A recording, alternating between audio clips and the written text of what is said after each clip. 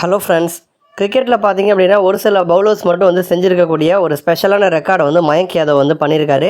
அவருடைய T20 கேரியரில் வந்து செம்மையான ஒரு ஸ்டார்ட் அப்பாக அவர் வந்து கொடுத்துருக்காரு. கடந்த சீசனில் ஐபிஎல்லில் பார்த்தீங்க அப்படின்னா இவருடைய பேர் வெளில தெரிய ஆரம்பிச்சுது.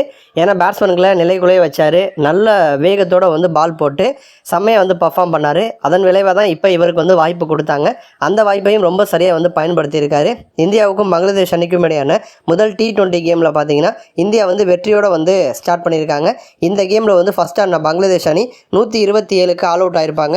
அந்த அணியில் வந்து கேப்டன் ஷாண்டோ வந்து 27 ரன் வந்து அடிச்சிருப்பார். மெஹ்டி ஹாசன் மிராஸ் வந்து 35 ரன் வந்து அடிச்சிருப்பார். மற்ற பேட்ஸ்மேன்கள் யாருமே வந்து சப்போர்ட் பண்ணாத காரணத்தினால 127க்கே பார்த்தீங்கன்னா பங்களாதேஷ் வந்து all out ஆகிருப்பாங்க.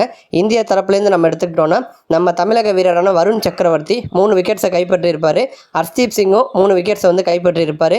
Hardik Pandya, Mayank Yadav, Washington Sundar இவங்கெல்லாம் தலா ஒரு விக்கெட்டை வந்து கைப்பற்றியிருப்பாங்க. அடுத்து பார்த்தீங்கன்னா நம்ம இந்திய அணி வந்து களமிறங்கியிருப்பாங்க. இந்திய அணியில் பேட்டிங் அப்படின்னு பார்க்குறப்ப சஞ்சு சாம்சன் மற்றும் அபிஷேக் சர்மா இவங்க 2 பேரும் பார்த்தீங்கன்னா வந்து ஓப்பனிங் வந்து இறங்கியிருப்பாங்க. சஞ்சு வந்து கிடைச்ச வாய்ப்பை சரியாக பயன்படுத்திக்கிட்டாரு. பட் இருந்தாலும் வந்து ஒரு மிஸ் அண்டர்ஸ்டாண்டிங்னால அபிஷேக் சர்மா 16 ரனில் வந்து ரன் அவுட் ஆகிருப்பார். சஞ்சு வந்து 29 ரன்கள் அடிச்சிருப்பார். அதே மாதிரி கேப்டன் சூரியகுமார் யாதவும் பார்த்தீங்கன்னா 29 ரன்கள் வந்து சேர்த்திருப்பார். கடைசி நேரத்தில் நிதிஷ் ரெட்டி மற்றும் ஹர்திக் பாண்டியா இவங்க 2 பேரும் களத்தில் இருந்து மேட்சை வந்து முடிச்சு வச்சுருப்பாங்க. அதுலேயும் பாண்டியா பார்த்தீங்கன்னா ஒரு சைடு பவுலிங்லேயும் ஒரு விக்கெட் எடுத்திருக்காரு, பேட்டிங்லையும் 16 பந்தில் 39 ரன்கள், 5 4 2 6ன்னு பிரித்து மேய்ஞ்சிருப்பார்.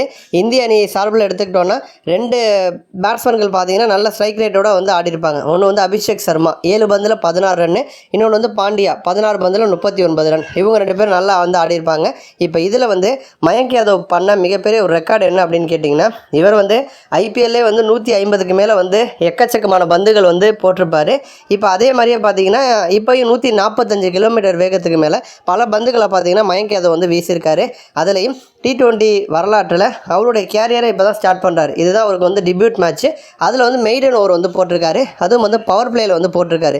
T20யில் மெய்டன் ஓவர் போடுறதே வந்து கஷ்டம், பவர் பிளேயில் போடுறது ரொம்ப கஷ்டம். அதை வந்து மயங்க் யாதவ் வந்து பண்ணியிருக்காரு.